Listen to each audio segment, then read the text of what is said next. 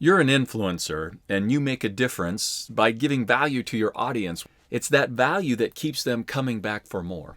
As such, I'm sure you've asked yourself, what do people value most? Underlying most answers to this question is the fact that they all want freedom, or what psychologists often call self-actualization. Put another way, we desire the ability to make our own way in the world and experience success, whatever that may look like for different people. Now, I believe that's why what we call the American dream has compelled millions to take the risk and sacrifice greatly to come to this country. But there's a huge problem. The American dream is under attack. In fact, the system of government that has helped cultivate the environment of freedom in which the American dream is possible hangs in the balance. You feel it, I feel it, your followers feel it, but what can we practically do about it?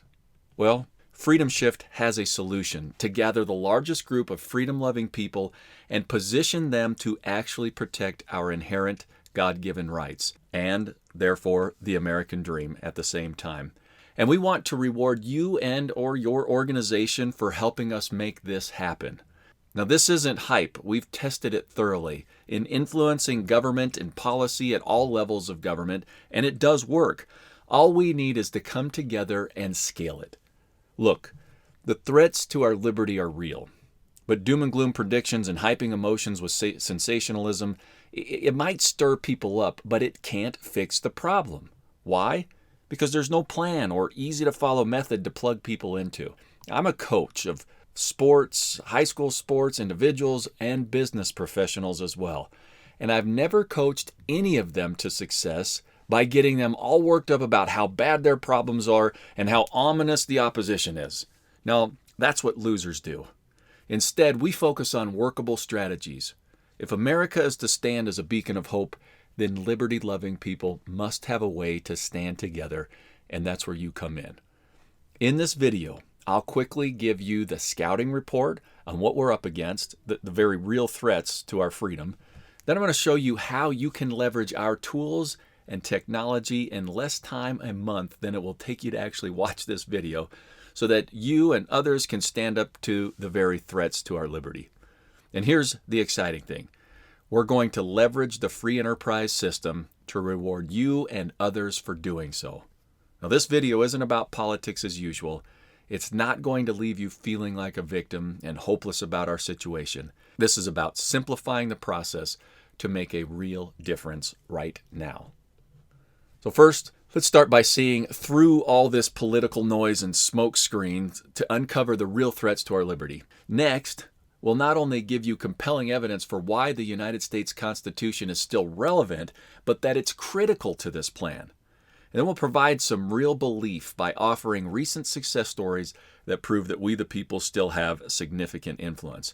And then we're going to wrap this up with easy-to-follow steps for getting real results in a matter of minutes without getting canceled, labeled, banned, or making this your full-time job or hobby.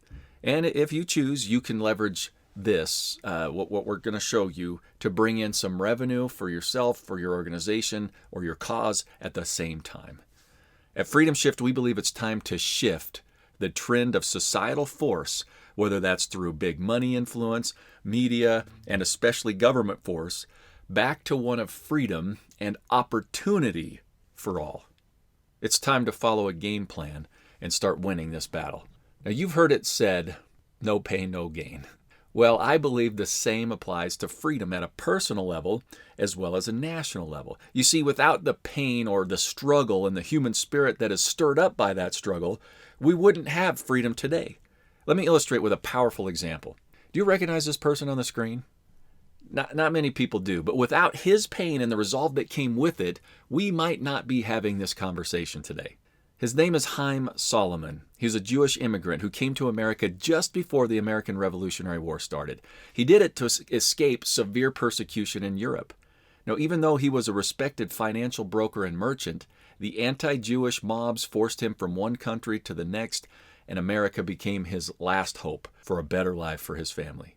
Well, he quickly thrived in America, but instead of coasting, his vivid recollection of the oppression he experienced under unjust political and social orders in Europe drove him to join the fight for the expansion of freedom in America. And for his efforts, he was actually captured not once but twice by the British, and he was sentenced to death the second time. He managed to escape both times. He went to Philadelphia. He gained a reputation as an honest and skillful financial broker. Now, why is this all relevant?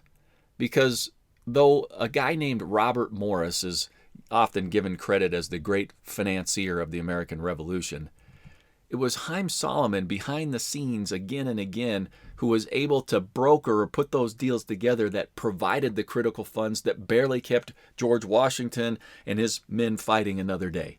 He also arranged loans and grants to assist statesmen like James Madison, who would frame the U.S. Constitution, and many others in their personal efforts to keep the government running and organize better forms of government.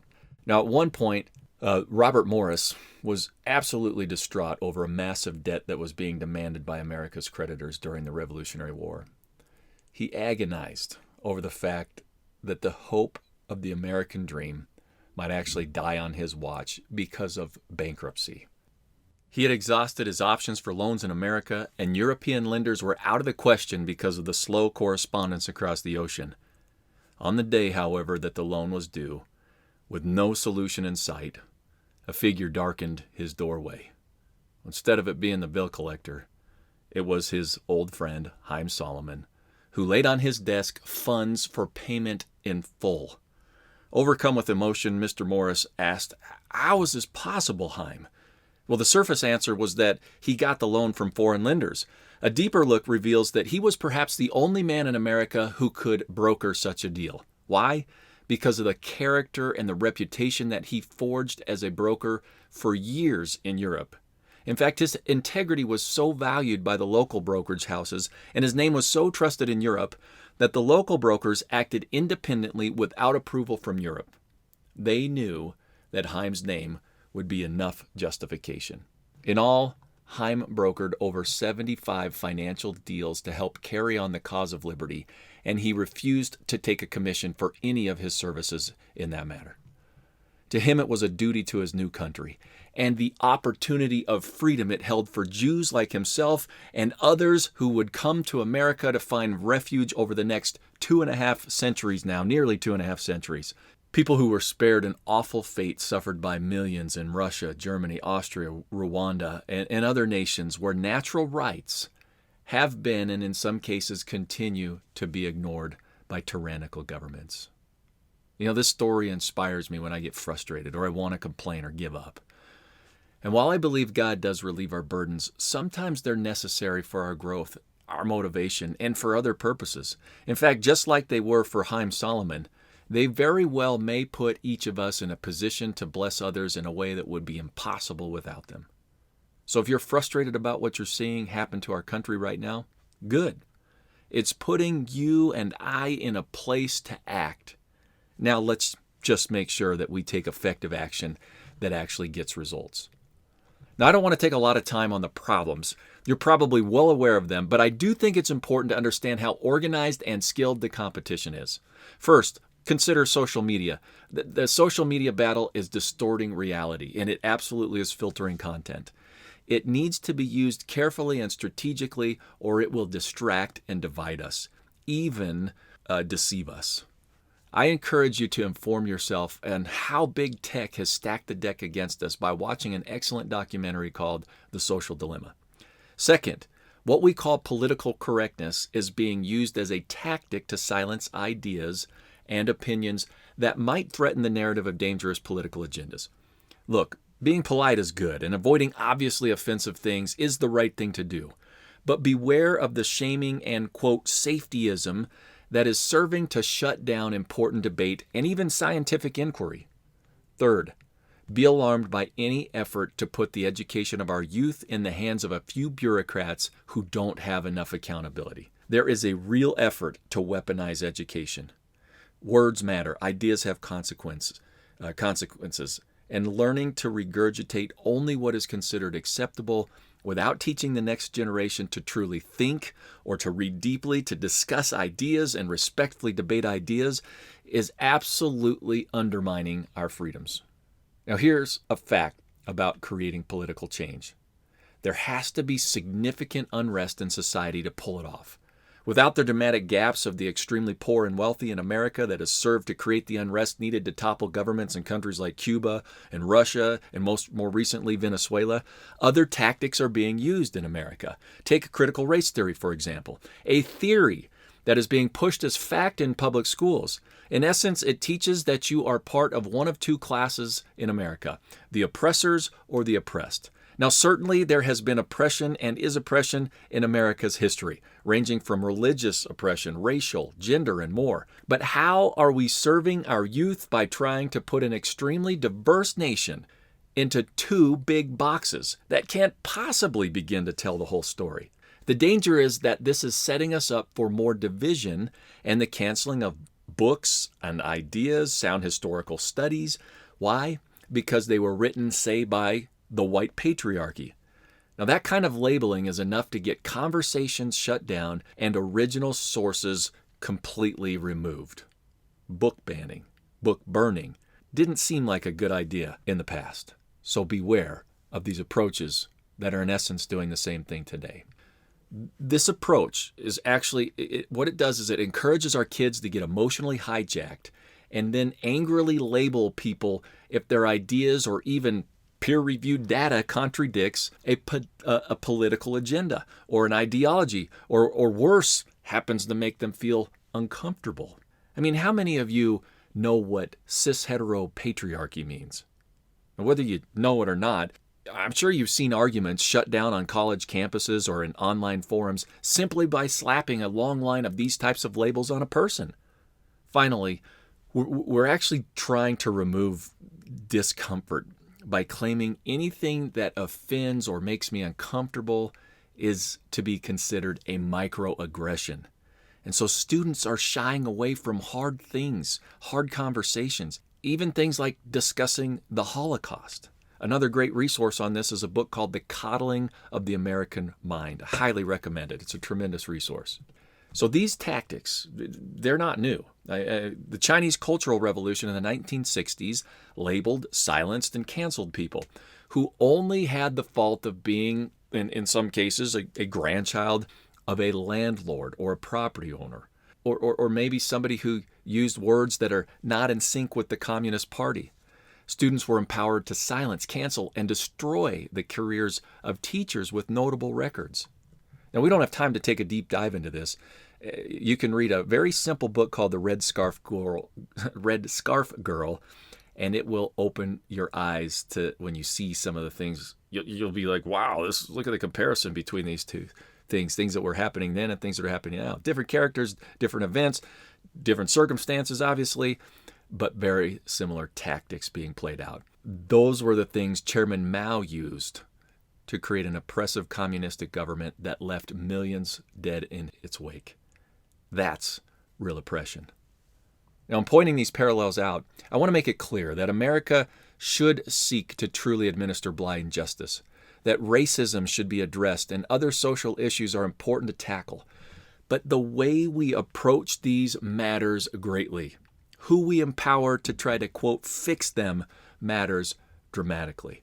In Red China, the enemy of the state was the business person or the landlord. They were labeled, branded, abused, and defamed. Today, labels like racist is creating a similar class division that evokes the mob to call out your bad status. Fear then leads to abuse and no fair trial. It becomes the trial of the mob. And even administrators, on college campuses are turning a blind eye to the mob that in some cases destroys people's careers and reputations. Whole races of people, in fact, are being shamed by the woke generation.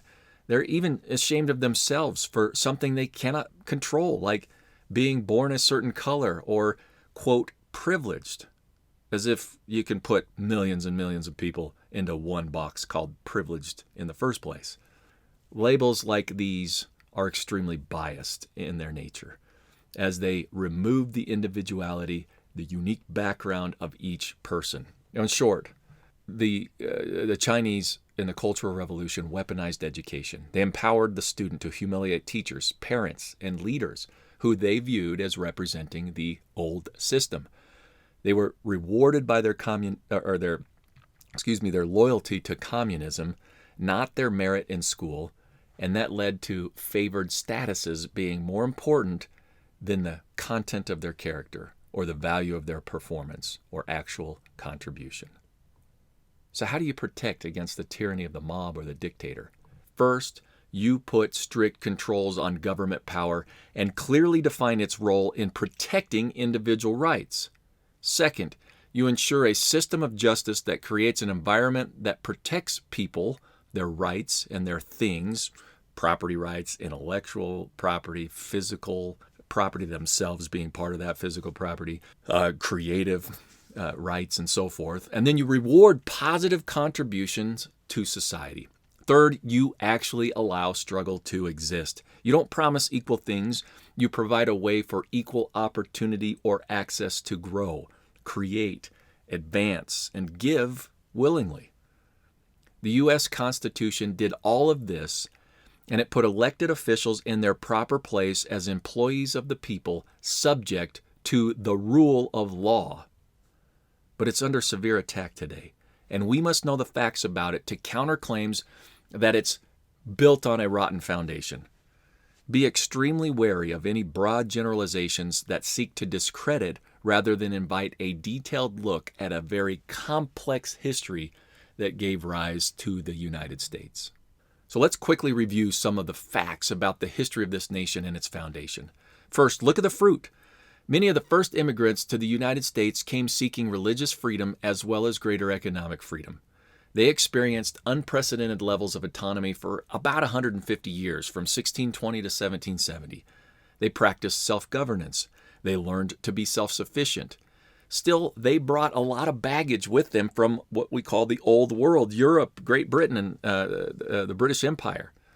Slavery was not only legal under British law, but some financial backers to the colonists they sent to America pushed slavery.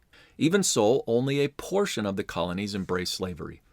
The Church of England was also the state religion, so religious freedom was very limited in America. The press was not really free under British law either, and I could go on and on with the social ills that came with the territory. But human rights were making significant progress during this time. Now, after over 100 years, it's nearly 150 years of largely being left alone, Britain saw the growing wealth and independence of the 13 colonies and started tightening their control. It was this tyranny, as the colonists saw it, that led to revolution and attempts to write their own rules for governance to protect basic human rights from the arbitrary rule of government that they had seen destroy those rights in the past and that were threatening their peace and prosperity and the autonomy that they had been experiencing. Their first attempt to organize a government was what they called the Articles of Confederation, which created a weak central government that brought those 13 colonies, now considered states, together during the Revolution. It failed, and were it not for the efforts of people like Haym Salomon and George Washington, Benjamin Franklin, John Adams, and others, we wouldn't have made it through the Revolution. Now, during the Revolution, 13 former colonies, now states, also worked very hard to create individual state constitutions, many of which encoded revolutionary ideas like freedom of the press and freedom of religion. The states had tighter rules that widened individual rights and freedom, but they didn't have unity in a clear way to interact with each other under the Articles of Confederation. So they proposed and held a constitutional convention. And after much debate and the need to get 13 independent states to agree to a national government, the U.S. Constitution was born. It was debated in all 13 states, and those ratification debates and the Federalist Papers gave clarity on the intent of this document. And once it was ratified or accepted as the law of the land, the first order of business was to create the first 10 amendments to the Constitution, which are known as the Bill of Rights. Okay, that was a lot to condense, but here's the bottom line. America had the first national constitution in the world. It was not perfect, but it had done something no other government had done: guaranteed inalienable rights to its citizens and opened the door to extending those rights to every person, though the culture and the prejudice and even the laws denied it to many when the U.S. Constitution was first adopted. Progress, though, was being made. Still, within 100 years of adopting the U.S. Constitution, slavery was abolished, innovation flourished, prejudices were checked more and more often by the rule of law, and America became the freest and most prosperous nation the world had ever known. It's estimated that about 5% of the world's population on only 5% of the world's land was producing about 50% of the world's goods at that time and accumulating nearly 50% of the world's wealth. That was in less than 100 years after that Constitution was established. And this, by the way, was extended to common people, not lords or the elite and ruling class only. The Constitution and our form of government has allowed us to progress as a society towards more freedom, rights, and justice for more citizens than any other nation. America has and still attracts more immigrants by far than any other nation. They come for the protection it offers. There are countless stories of people coming from every race, creed, religion, from nations all across the globe, and starting with literally nothing but the opportunity that America offers, and becoming truly wealthy, prosperous, and charitable. They tell us, and I've heard many of these accounts firsthand, that this simply was not possible under the systems of government that they came from. Now, the evidence overwhelmingly supports that the U.S. Constitution is our best safeguard against oppression and abuse from government and those who would seek power. We believe this, then, should be the principal rallying cry for all freedom-loving people, regardless of their political leanings, their race, their background, or social standing. Should we solve social issues? Absolutely. But in doing so, we must not allow the checks and balances, the protections, if you will, that keep all people safe from tyranny to be destroyed in the process. Here's what makes our system of government so special. First, it recognizes that God, or our Creator, endows each individual with our rights. We have inherent rights because we're born, we're alive. We don't rely on a government or a dictator to grant these rights based on their own agendas or prejudices or whims on any given day. We believe that makes each of us sovereign, or in other words, in charge of our own lives. We are the first sovereign, then we delegate certain duties and responsibilities to the family, to government, starting with our local governments and then moving on up to the federal. Next, the U.S. Constitution sets proper boundaries on government, starting with the federal to protect our sovereignty. The Bill of Rights clarifies this further, and limited power is critical to prevent a runaway government. Finally, there's also genius in the Constitution in that it created a check and balance, what we call a vertical separation of power between the states and the federal government. This has been eroded somewhat, and other things have been eroded in our Constitution, but the separations of powers still exist. And there's, the additional separation that most people are aware of, the horizontal separation of powers that exists between the three branches of government in the federal government and the states as well. Okay, so this is why, in the face of so many yelling voices demanding everything from social justice and equality to income leveling and redistribution, we must have a standard to measure by. We suggest it be constitutional loyalty. Because granting the government power to force any one agenda on another person means they have the power to play favorites and therefore abuse other people. Think of it. Who gets to decide what social justice really looks like? Is it one who thinks Jews are a menace to society? Or that the, quote, privileged are causing all of our injustice today? Or that landlords or business owners and their greed are the problem? Or is it males or Muslims or Methodists or moms? Moms who actually have the audacity to believe that they have a say or should have a say in the education of their children. No, blind justice makes more sense. Equal opportunity under the law protects all, and education in original sources empowers free thinkers. Next, tyranny versus anarchy is a scale that we should use. It makes more sense than left versus right or Republican versus Democrat. Those actually distract from the real issues. The best question, no matter which party is proposing it, is, will this move government to be more tyrannical, or will it move government to be so weak that it's unable to act to protect the natural rights of all people? The Constitution was uniquely designed to protect everyone's basic rights.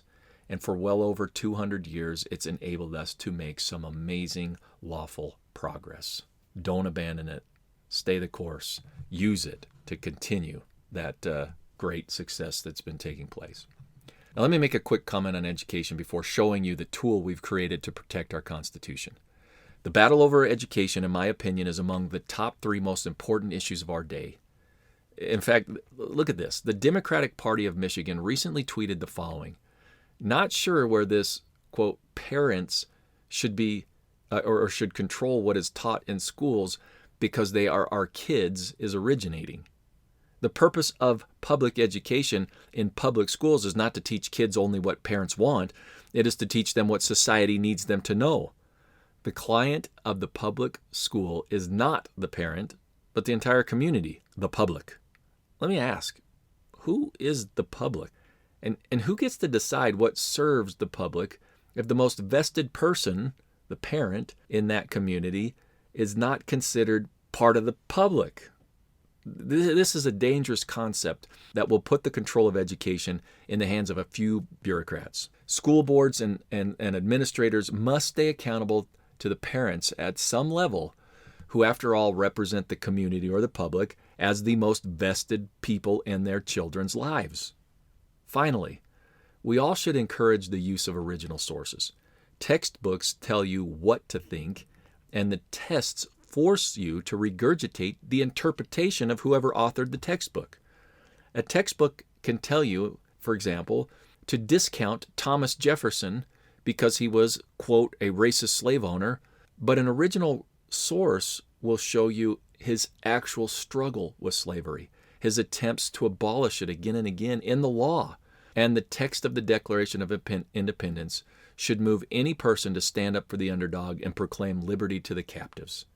It's one of the most profound human rights charters for all people ever written, and this same Thomas Jefferson framed it. It took time, but those words, once enshrined, ensured slavery would end at some point. So let's let the kids sort out the facts for themselves. So get involved in schools. Watch your local and state school boards. Talk with the state legislators. It matters. Now understand that this change in education has trained us to perform but not think, regurgitate sound bites and textbooks' partial and often inaccurate summaries, even be entertained to such an extent that we'll believe this lie. Ava DuVernay said, "All the problems we're seeing," there's a broad generalization, problem for the educated if you look at this statement, "all the problems we're seeing, their foundation lies in our racist history as a country that's never been reconciled." Forget the Civil War, the Civil Rights Movement of the 60s, Martin Luther King. Yeah, these guys didn't have any impact. The only solution is to dismantle these systems. We have to get out of the framework, the way of thinking, that any of this is salvageable, because it's truly not. It's built on a rotten foundation. Wow. By the way, who is this Ava DuVernay? She's a Hollywood director of films like Walt Disney's A Wrinkle in Time. So where does this all lead?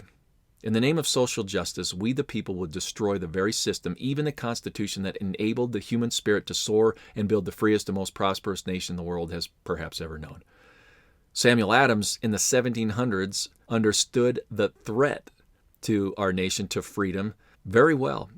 Listen to this quote: "The utopian schemes of leveling," or in other words, redistribution of wealth, "and a community of goods," which would be government ownership and control of production and the distribution of those goods, look at communist Russia, the failed attempt there, "are as visionary and impractical as those which vest all property in the crown.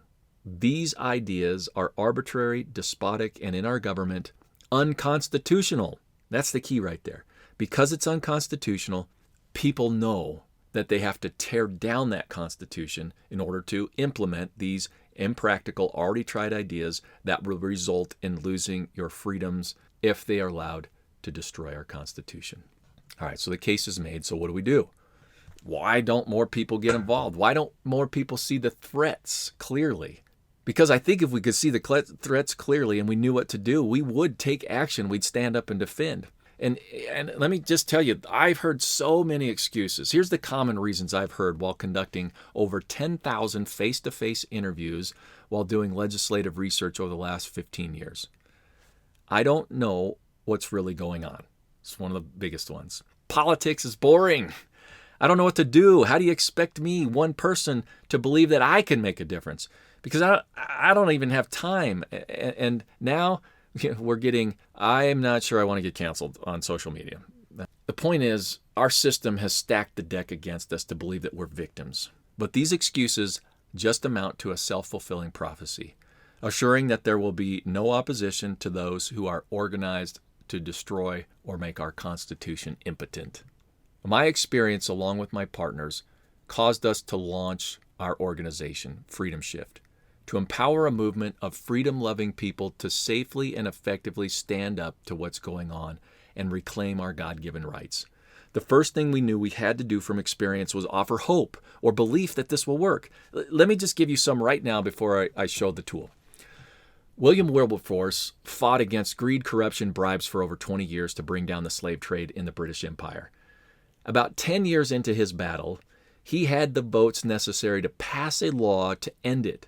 But at the last minute, the lobbies for the powerful slave traders lured the moderate voters away from the voting floor with opera tickets.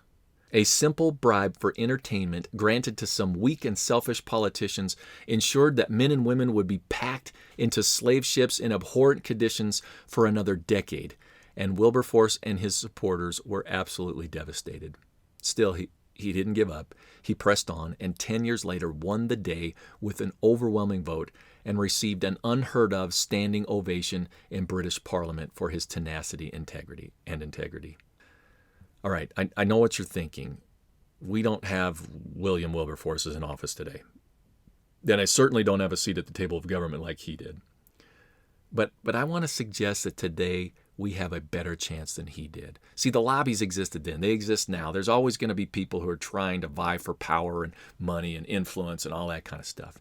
But with the help of technology today, we can reach people and ideas and officials faster than Wilberforce could have imagined to change that 20-year cycle to, I'll share an example right now, a 24-hour change.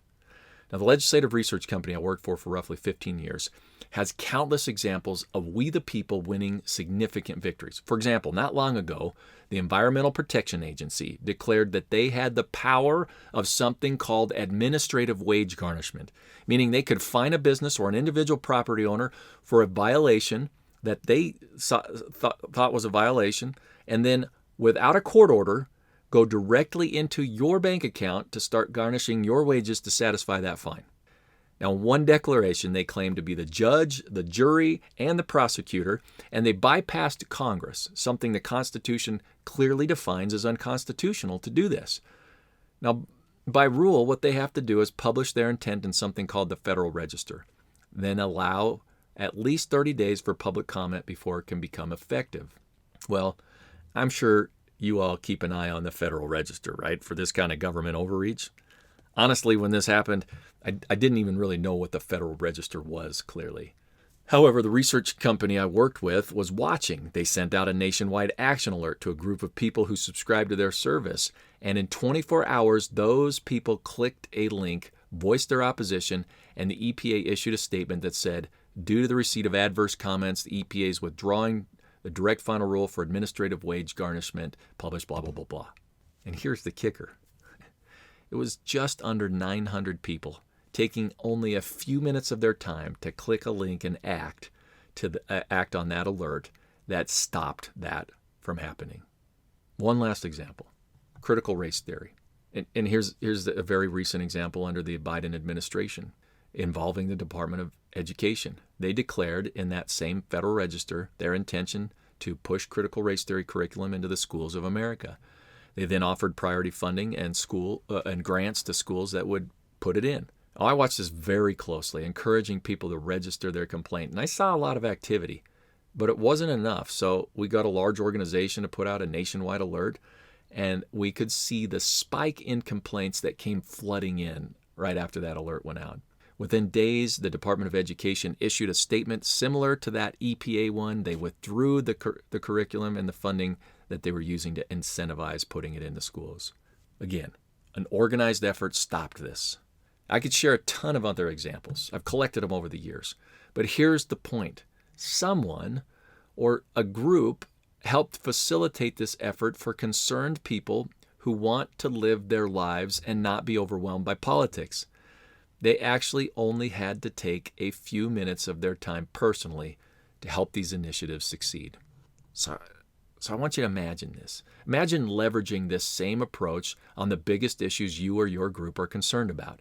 Imagine 1 million people, or even 100,000 people, poised to leverage our Freedom Shift tools and technology and strength in numbers to get results. Here's how we can get powerful results in just minutes a month.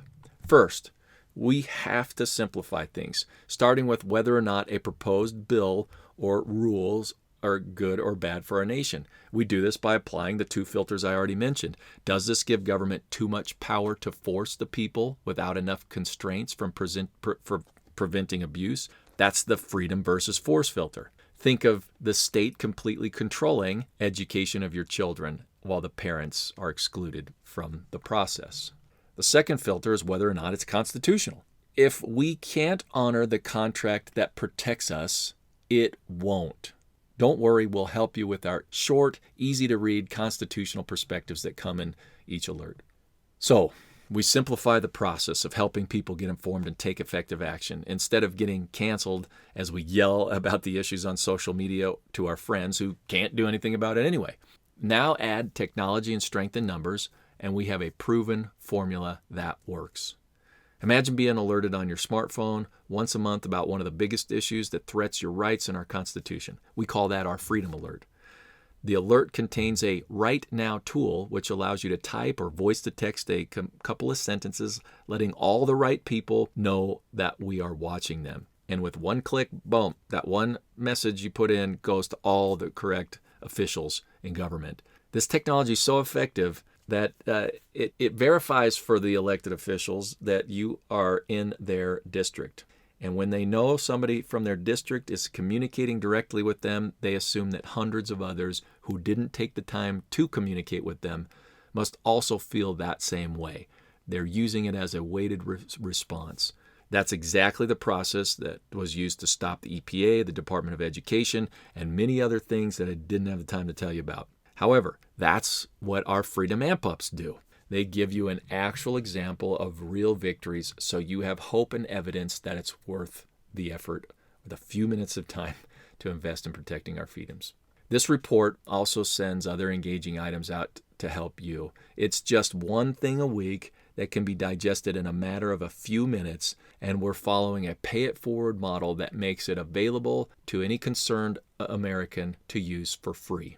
We just ask you to consider simply paying it forward when you see the value for yourself so that we can grow this movement. We can't grow it without that financial support. And here's our agreement. It's very simple. If you'll use these tools to protect our Constitution, then they're free to you. Okay, one last thing. This is about, again, actually protecting our Constitution and our freedoms. So I'm going to help you get past the biggest barrier right now to making any of this happen. It's procrastination. We're all good at putting things off, but I know when people do this next step, they walk away feeling empowered instead of discouraged. So I'm inviting you to actually test this out right now. Make an impact at the same time. It will only take you a couple of minutes, and I'll walk you right through it. So go ahead and go to freedomshift.com. You pull it up on your smartphone. It works great there. Once you've hit freedomshift.com, all one word, freedomshift.com, click the Try It Now button in the upper right-hand corner. Hit that square up there. You'll see a thing that says Try It Now. Boom, click that. Now, we've put 4 current issues to choose from here. Which of these issues is of most concern to you right now? Look them over. There's probably one that really jumps out at you. Okay, once you've selected it, in a statement or two, what concerns you about that issue? You don't have to be eloquent. It doesn't have to be long. In fact, when it's too long, we find it's less effective. That's the feedback from the congressional offices, for example. Okay, now click where it says the Right Now form. You'll see the Right Now form there. You can scroll to it. Okay. Now, you can type or voice to text a message in. Keep it short, like I said. You can even say, "This bill bad." It doesn't have to be grammatically correct even. Just get your point across. If you check the opt-in button right there, make sure that's checked, you will start receiving our Freedom Alerts in the Freedom Shift report. Now, put your information in so that we can get the correct congressional district and hit the send button. It's just that easy. But in a matter of minutes, you became part of a nationwide influence that can and does get results. I know there are many who love this country. I've met them, people who are willing to protest, strike, block roads with their trucks, you name it, all for freedom's sake. But we need more if we're going to turn the tide. And with Freedom Shift, you can leverage the most powerful approaches from the convenience of your own home and be part of a virtual march on government to actually protect our liberty. But please don't let the convenience allow you to turn a blind eye to what's going on. The attacks on our freedom will not go away. In fact, it will become more relentless. But with your help and involvement, we can preserve and promote freedom for our children and even our grandchildren. Now, people, after watching this presentation, ask me, how can I help? Here's what we tell them. Number 1, use it. Number 2, share it with others. You're an influencer. And if you have a following that want to protect our freedoms, become an affiliate marketer and bring revenue to your cause as you empower your followers at the same time. The third thing you can do is pay it forward. Go to the website, hit the Get Started button in the upper right-hand corner, and find the Pay It Forward button in the window it takes you to. Finally, keep the hope. We're not asking you to endure what William Wilberforce did for 20 years. We're not asking you to become Haym Solomon and give up his wealth for the cause. We're simply saying, let's stand together and become influential. As an influencer, we look forward to working together with you to preserve and advance the cause of liberty for all. And please, if you want to take this message and tool to your followers, fill out the info on this page, the page that lets you hear, or email us at info@freedomshift.com, and we'll discuss how to customize your message and approach to really protect our freedom and bring in some resources again to you and your organization at the same time. We've already set up ready-to-use marketing resources to help you with this, so we look forward to working with you to protect the American dream.